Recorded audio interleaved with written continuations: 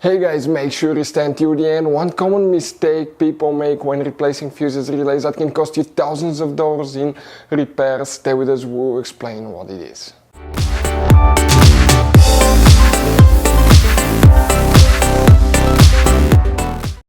Hey guys, welcome back to Auto Repair guys. Thank you guys for watching and subscribing to the channel. Today will be super helpful video to any of you having a Mercedes E Class generation from year 2010 to year 2016. This is known as generation Mercedes E Class W212.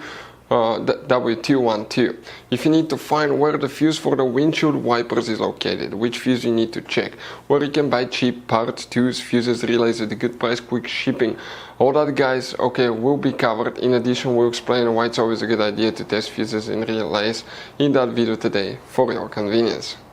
So before we start, let us tell you a little bit about us guys.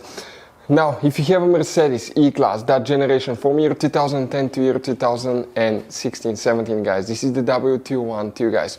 We're going to have a video for every single fuse relay on that car, why things do not work, why we're making this one, because we're trying to save you time and money guys. Let's say you're down the road in the middle of nowhere, your car does not start, you need to find where your engine starter fuse relay is located guys, where you can find fuel injection system fuses, fuel pump fuses. All you have to do, come to the channel, watch that video, 1-2 minutes, you're back on the road guys.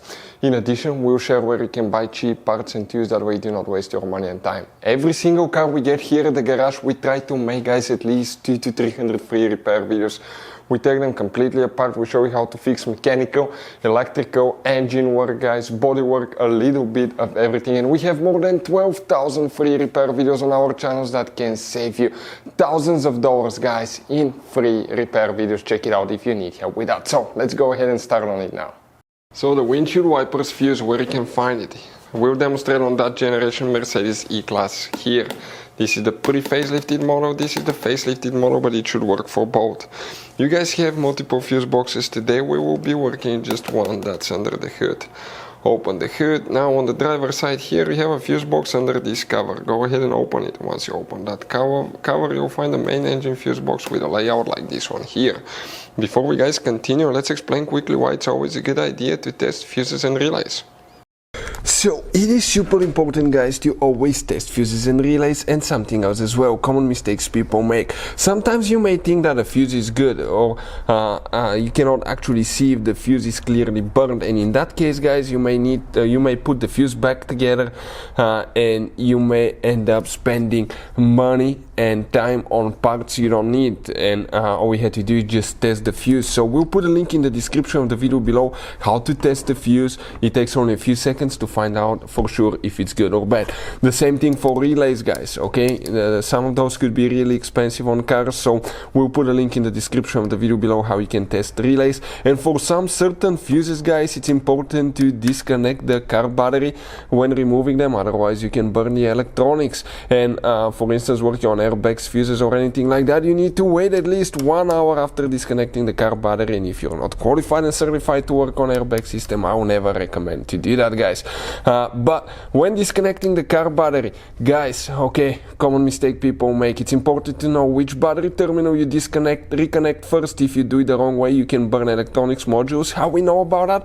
We burn before the traction control module on BMW that cost us $2,000 guys. So we'll put a link in the description of the video below which battery terminal to disconnect first. Check it out for your convenience. So the windshield wipers fuse. Now if your windshield wipers do not work, we have a special video that explains why windshield wipers do not work. Check it out and what you need to check.